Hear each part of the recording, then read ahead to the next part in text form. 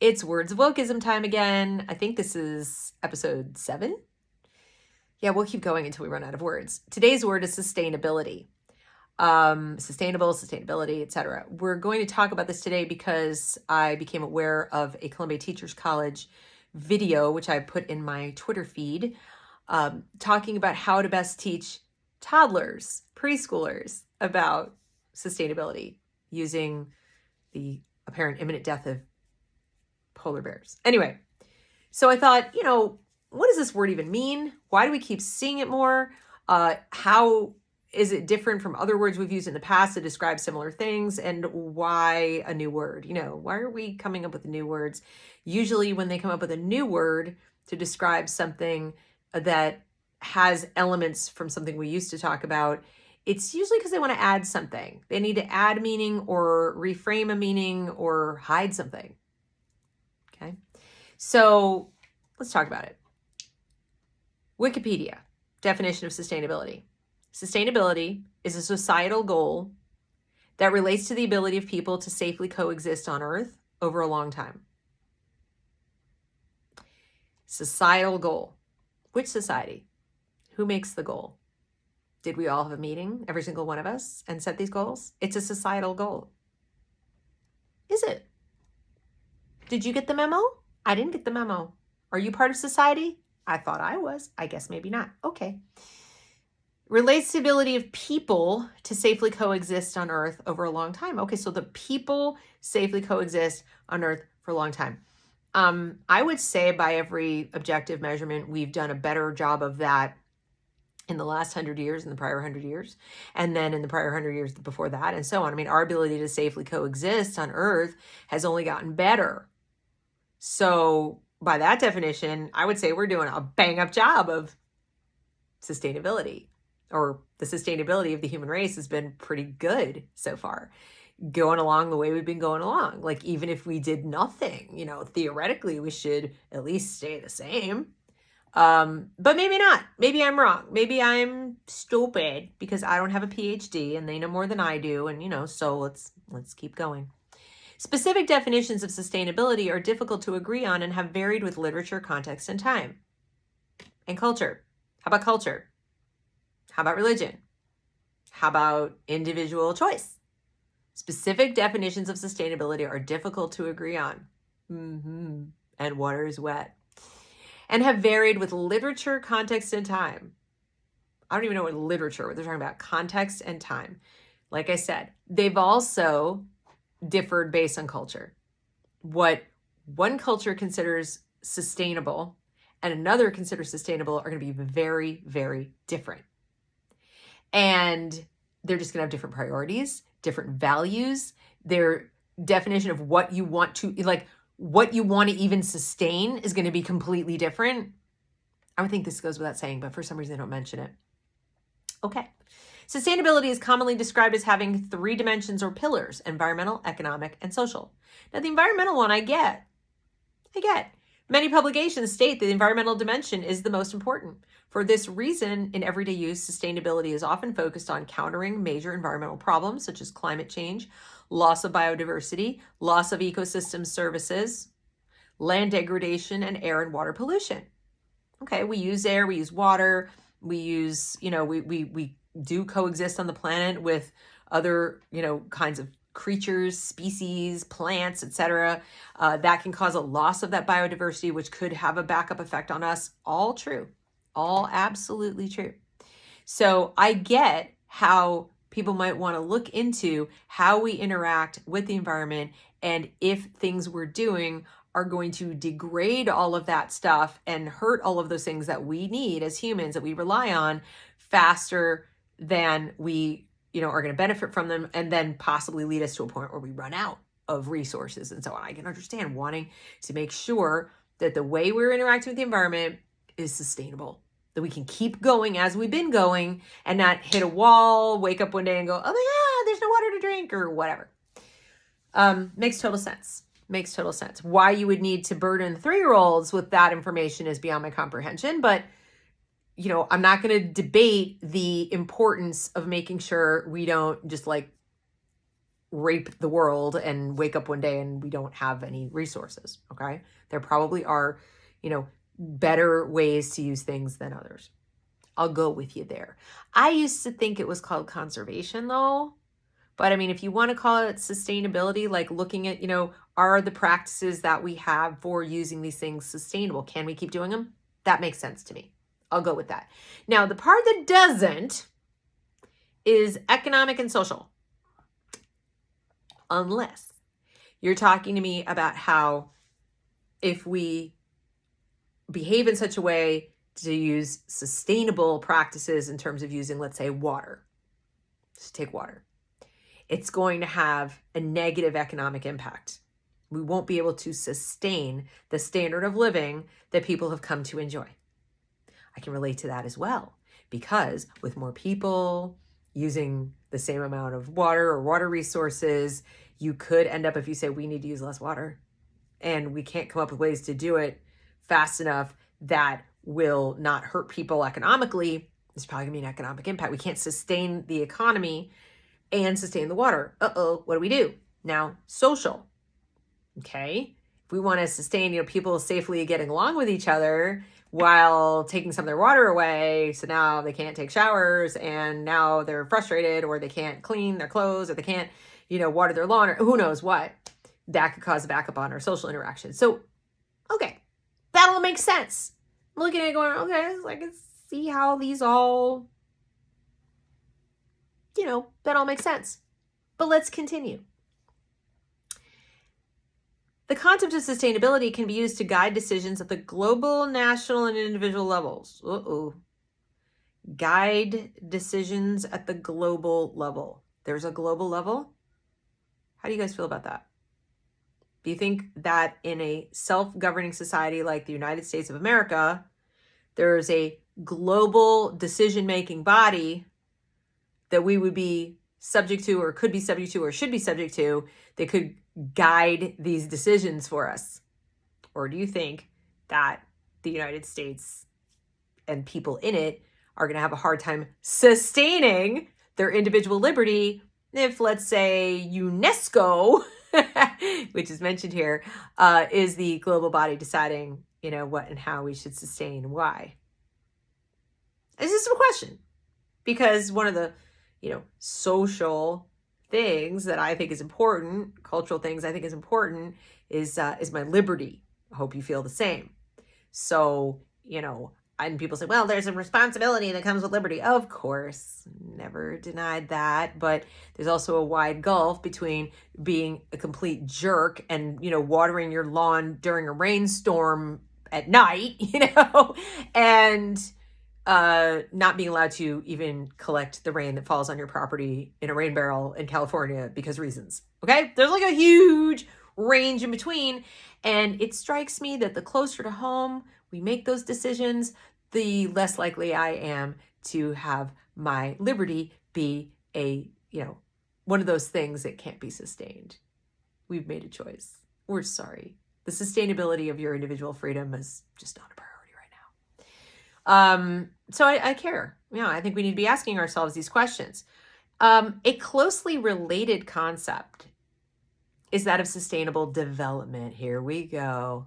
And the terms are often used synonymously. However, UNESCO distinguishes the two thus. Of course they do. And we definitely defer to UNESCO, don't you? I know I do. Sustainability is often thought of as a long-term goal, i.e. a more sustainable world. What does that even mean? That's so stupid. While sustainable development refers to the many processes and pathways to achieve it. Enter the Marxism. Okay, so this is like every other thing in critical theory. We start with something perfectly reasonable, like, yeah, Deb, what's the problem? We absolutely should be concerned about how sustainable our use of natural resources is, how sustainable those are, our economy will be if we change that, how sustainable our social interaction will be. They all kind of fit together. And the sweet spot is what we're trying to find. We're trying to find the sweet spot. And by the way, in the whole social piece is our liberty. So, we'd really like to find that sweet spot. Totally get it. I mean, this is Yeah, it makes sense. The problem arises when a bunch of Marxists get together in Davos and, or wherever in downtown Manhattan in a big fancy building with some weird occult triangle pyramid thing that they go meet in for meditation. And they decide that we should have processes and pathways to achieve this. This is a fancy schmancy, like PhD way of saying command and control, rules and regulations outside the self-governing, democratic process that just become the norm. So like a government outside your government that you didn't elect, that you can't get rid of, making rules you can't change. That's what that means. Let's be very clear. So if UNESCO and these people come up with these, practices and pathways, which are already appearing in our education system, did you vote on them? I didn't vote on them. Did your school board have anything to say? Nope. The closest body to it would be like the teachers' unions. And they didn't really vote on it. They just took it and went, yay, because it's just as Marxist as they are. But the kind of things that UNESCO says, this is the path, SEL is the pathway to all wonderfulness. And then the union goes, SEL is the pathway to wonderfulness. And this is the sustainability of equity. And then, of course, your school goes, I guess we've heard from these people that this is the way we do it. Meanwhile, the democratic process, remember you, the voters, the people who elect the representatives who go to your state capital and have the Board of Education and then decide what education is going to be and have, but so forth. Yeah, they had nothing to do with it. You had nothing to do with it. It's completely outside the process. This is just a very creepy, slow, silent killer of the republic, masquerading as something good, which is preservation of resources for, sustainable human life and all that. Yeah, that makes perfect sense. But it's the processes and pathways to achieve it. The concept of sustainability has been criticized for various reasons. One such criticism is that the concept is vague and merely a buzzword. Yeah. Another is that sustainability as a goal might be impossible to reach. Also true. It has been pointed out that no country is delivering what its citizens need without transgressing the biophysical planetary boundaries. You mean we're not all living in caves and like barely sustaining life because we're hardly interacting with or changing the environment? Yeah, that's true. Yeah, modern life pretty much changes the environment and has a deleterious effect on it to a large degree. But we humans are alive and kicking and thriving and so forth. And, you got to decide. You got to decide, are you a humanist or not? Anyway, so yeah, I would criticize it similarly. I also think your 3-year-old doesn't need to be burdened with any of this. But moving on, let's go to what Investopedia says. They say the ability to maintain and support a process continuous over time. So now we have the sustainability goal up here. And now we have we've made a bunch of processes to help us get to sustainability. We need to sustain those. Well, if the processes and the policies are how they gain power, then sustainability with regard to them is how they keep power. Got it? Is it sinking in? I hope so.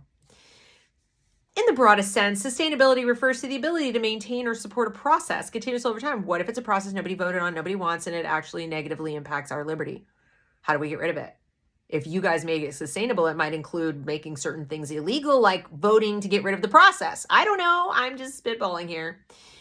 In business and policy context, sustainability seeks to prevent the depletion of natural and physical resources so they will remain available for long term. Yeah, that makes sense.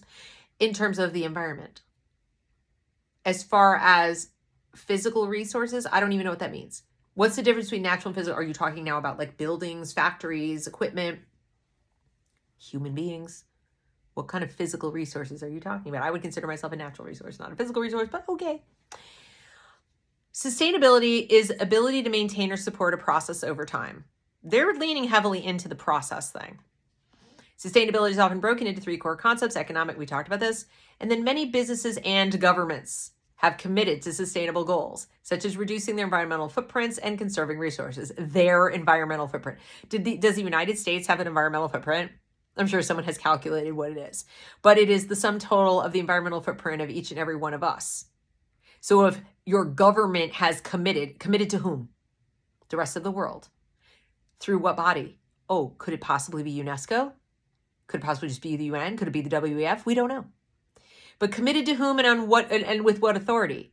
I can't speak to the rest of you countries out there. I mean, you go do whatever you do, but we're supposed to be self-governing. This is a republic. They're our representatives, not our leaders. We need to get back in touch with that. They represent us. They don't lead us. They don't tell us what to do. We don't obey. They obey. They are limited in their authority and their power, and they're supposed to be doing that which we have told our representatives we want. Within reason, of course, obviously, such that doesn't violate the rights of other members of our society in this country, okay? But the people as individuals have rights. So no, our government cannot commit to something that we haven't agreed to. So be very careful when you send people to Washington or your state house that you understand what they may commit to on your behalf.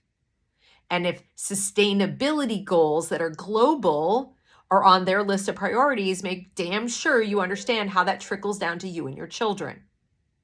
Okay? Because they will make those commitments and they will claim that you asked for it without them ever telling you if you support with sustainability. Yay! Don't know what that means. Don't know what it's going to be. Don't know if it's going to translate to, I'm sorry, you may no longer eat dead cow. But if they come to you someday and say, you wanted sustainability, you voted for it. You said, please go to Washington and commit the United States to sustainability goals. And one of those goals is you're no longer eat hamburgers, then you're going to have to go home and explain to your kids how they're eating bugs. Mess on you. I ain't never voting for that. I never would vote for that. I see sustainability in somebody's bio or priority list and they're no. Not because I think we should wantonly use resources, but because I know what that's code for. And let's go to the National Geographic definition. This will sort of drive the point home. Sustainability is the practice of using natural resources responsibly today so they are available for future generations tomorrow. Now that sounds really good, right? Until you start going, who's defining responsible? Who gets to define that? And if you didn't elect them, are you okay with that? And if that definition can change tomorrow, the next day, the day after that, without your input, how do you feel about that? What if responsibly using resources such as, natural gas equals not using it at all? So you're going to have to go get a new stove now because you have a natural gas stove and, oh, we can't have that. That's irresponsible. Go get a different stove. Oh, you can't afford it? Bummer. That's too bad. Well, we, the government, will give you the money to go get the stove, but then you're going to owe us for all eternity. You're going to have to do this and all these things that we want you to do, but we'll give you the stove. Of course, we'll have a kill switch for it if we want you to stop using it because, electricity. Whatever. So be very sure you understand that words like responsibly, somebody somewhere is going to define, and it's probably not going to be you. So they're available for future generations tomorrow, as opposed to future generations yesterday? Okay. Yeah, then it says, sprinkler irrigation. Responsible use of water resources is an important factor to consider when discussing sustainability. Who's doing the discussing? Am I discussing it around the kitchen table with, my family and say, guys, we should dig up the lawn and put in mulch and beds and whatever because lawns are stupid and we'd have to water them and that doesn't seem responsible to us. So let's instead just carefully water some flowers. You know what? Let's get some drought resistant flowers so we don't have to water them much. We can just depend on the rain. And let's have a rain barrel. We'll collect the rain when it falls naturally out of the sky. That way we'll have more water. We don't have to draw off of the other resources and it'll all be good, right? Let's do that. Let's have that conversation. Is that when we're discussing sustainability? No, it isn't. It's when your governor or your president or you're somebody else, or God forbid, the people over on the other side of the ocean are telling you, you may not water a lawn. Matter of fact, you can't have a lawn at all. You can't have flowers. You know what? We've just decided that you just shouldn't, wait for the rain. You can grow cactus. I don't know. No idea. But it says, especially in places like California, which are often subject to long droughts. So you'd think that rain barrel thing would really come in handy, right? No, they're not allowed to have a rain barrel. Why? Your guess is as good as mine. The story I was given once is, well, it isn't fair for you to capture the rain on your property. It's not equitable. And not allow some of that rain to flow through the street, the gutter and the sewer and the downstream down to wherever into the water, the thing and the other people and the creatures and so forth, because you collected that barrel of rain. That was somehow depriving gravity. You have gravity privilege. that the gravity on your property pulled the rain down to your barrel. So you can't have that. I don't really know what the real reason is, but it seems completely absurd to me that you can't collect rain in a barrel on your own freaking property. Because that would enable you to be more responsible by my definition, but it isn't my definition, is it? That's why I give you that example. So sustainability is one of those things that somebody else other than you is likely to define for reasons that have nothing to do with your personal survival or your liberty. And that is why I take issue with it as a concept, but I especially take issue with them teaching it to 3-year-olds. Because what they're trying to do is so transparent. They're trying to acculturate your child to believe that individual liberty and individual choice when it comes to using natural resources is a bad thing. And you shouldn't even be part of the conversation at all. And you do not even want to follow that line of logic to its logical conclusion. I promise you, because it ends in rationing of food. It ends in mandatory ending of life of people who've outlived their sustainability or their ability. They're now a drain on everything else. You really don't want to follow that as far as it goes. I realize that I'm one of those weird people that's 15 steps ahead in my thinking of this. It makes me look kind of weird and conspiratorial, but you sit and do that thought experiment. If you're not the one, or you locally, at least at your local level, are not deciding how you guys are going to use the water and the resources and so on, and somebody far away is doing it, and then they're attaching processes and policies that are outside the realm of the democratic process to make it happen, you should be very worried. And you shouldn't want that taught to your kids as a good thing. It undermines any kind of understanding philosophically of individual liberty. So that's today's word. I hope you have enjoyed this or gotten something out of it, or it's gotten you thinking at the very least. And I hope you have a great day.